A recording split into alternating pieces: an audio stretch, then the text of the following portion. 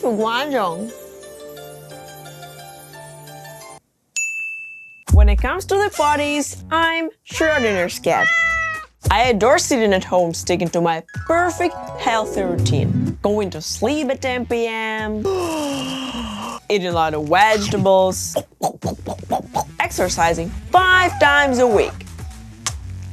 But at the same time, I'm always up for a good party. And I'm talking about really good parties. The one you want desperately to attend. The ones you wait for a month ahead. And usually those parties are the ones you regret the most. Why? Because you're so wound up for anything your brain remembers it, installs it, and then ejects yes to everything party offers to you.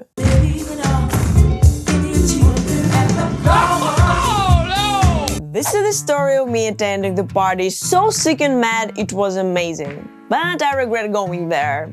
Yet have some weird reminiscence about it. Stupid brain! Why do you want to repeat it? Well, that's why. It was one of those parties everyone talks about before and after the event for weeks. Both in a good and bad way. Because people are assholes who are just jealous. Well, I thought. Because yes, I desperately wanted to skinny dip in the champagne pool, hook up with the DJ, break some glass, and dance till the sun comes up, and do all of that in a house style like a 1920s Great Gatsby mansion. Yes, I was not invited. Because I didn't know those people. They were rich and weird. We had nothing in common. But I knew a guy who kinda gets along with one of the cousins. Well, 2 of them. They were royals, but in a new rich way. No one knew what their parents were doing exactly, but there were rumors. But we all settled that they just got lucky on the stock market, earned quite a lot, then invested wisely, and never lost a penny. Those 2 cousins were like Gatsby, Drake, shady personas whose inner circle was so tight you were wondering why the hell they're inviting all those hundreds of people they don't even know. And that's exactly how I got to the party. Because they didn't seem to care who comes. The gates were wide open. That didn't occur to me as something suspicious. We drove in, we parked at one of the alleys, and there were no cars. We came early. No one cared. The lo-fi rap was already playing from the mansion up the hill. Yes, the hill. It was like a little Vatican, so I expected no less than a Borgia level back in LA. But there were no wine at all, no beer, no champagne. We went around the pool and saw a girl who was rubbing sunscreen into her thigh, and she told us, "This is not an alcoholic zone." Okay, I thought, whoa, that's impressive. Maybe they're even responsible adults, maybe they're even real businessmen. And turned out they were kinda doing business. Me and my friends took cold kombuchas and hang around the pool listening to people who looked like they just woke up and never left the mansion territory. That was the moment I realized the party never ends here. It just sometimes fades away, then simmers, and then blasts when you don't expect it.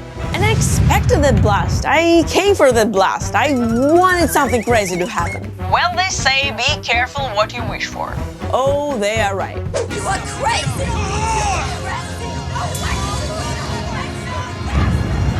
For several hours, me and my friends, 2 girls, and that's important to mention, were strolling around the lawns, we checked the pool, dipped our fingers into the jacuzzi. Then we inspected the house, a huge house with antique statues, paintings, and tapestry, I guess. We took pictures, we went crazy, we thought it's all fake, it's all replicas, right? But who knew? The mansion looked like a place where people get killed for no reason and left without trace. We approached a spiral staircase to the basement underground, or who knew, maybe there was another house down there. Maybe there's a whole museum down there. Maybe there's a cemetery down there. But a guy, one of 2 host cousins, ascended from underneath and asked, "Hello, who are you?" He looked at three of us, inspected from tits to toes. We bumbled some rubbish about knowing a guy who knows a guy. but he waved his arm and stopped us. Hey, do you smoke? And I don't. So I answered no.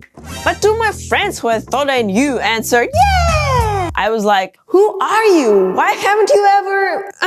The Drake looking and kinda leaving too invited them to the basement. And I was like, are you crazy? Where are you going? Because by that moment, I was sure that this guy was just a pimp and a drug dealer as well. But Drake is not. Now I understood why that Gatsby-like mansion was non-alcoholic zone. Those two cousins just lured us into doing drugs because there were no booze. And you couldn't get high on just tofferals. Well, you could.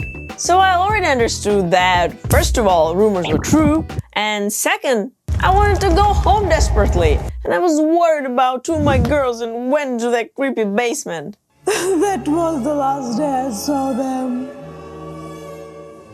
No, they were totally fine and totally stoned when they came back 5 hours later. You'll ask me, what were you doing for 5 hours? Well, if you read the novel The Great Gatsby, you would know that Gatsby owned, beside the vast lawns and pools and cars and random girls, a huge luxurious library full of rare editions. That's where I hang out with a couple of harmless stoners on the floor. High only on tofu spring rolls and cheese nachos. I know, a bummer ending, but it's true and not made up. Sorry, I'm a responsible adult, at least for 90% of the time. And also, that's exactly how you feel after reading The Great Gatsby.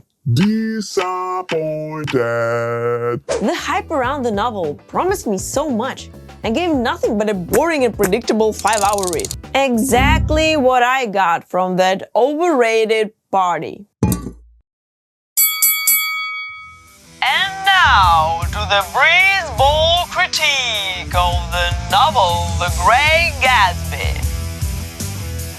The thing that struck me the most about The Great Gatsby is that I never expected it to be so empty. Because all of us already know the morale. Poor suffer, rich is bitch. But the book doesn't make you learn this lesson. You read it and you feel nothing. It's like a dry cookie with funny aftertaste. The characters are not alive at all. I didn't feel like I know any of them. Daisy and Tom, filthy rich bastards. Gatsby is a fool. And the MC Nick is just a normal human, nothing to remember. The only exception, poor Gatsby's father, the only one who felt alive and deserved compassion. The tragic end was abrupt and predictable. All those major themes like social inequality, gender and race inequality, decadent upper class, all those topics are barely perceptible. And the whole book feels inflicted and painfully unnecessary. And here is a rating made of 12 factors I personally assess every book I read. The rating system is ridiculously simple and 100% fair. The Great Gatsby gets 5 out of 12. Very poor, especially for an overhyped classic. And here's a quality coefficient I use to mathematically measure each book in terms of enjoyment for right brain and profit for left brain. Here's a bulletproof formula if you're not afraid of math. What The Great Gatsby gets is 0. Damn. The book is just like that 0-calorie dessert you can't even enjoy. You swallow it in 1 second and you think, what just happened? For reading The Great Gatsby, you earn 0 hours of fictional experience, additional time lived on this planet. So, no difference whether you read it or not. Though, it's only 5 hours long, so it's up to you to decide. Thank God it's short. You can swallow it in 1 sitting and move on. Or just skip. Small rich kids can be pain in the neck for sure. Click here if you want to find out how not get caught after killing one of them. I'm kidding, they're immortal anyway. but they do have weak spots and skeletons in the closet, just like Dorian Gray had. Dorian Gray, not Christian Grey. Know the difference.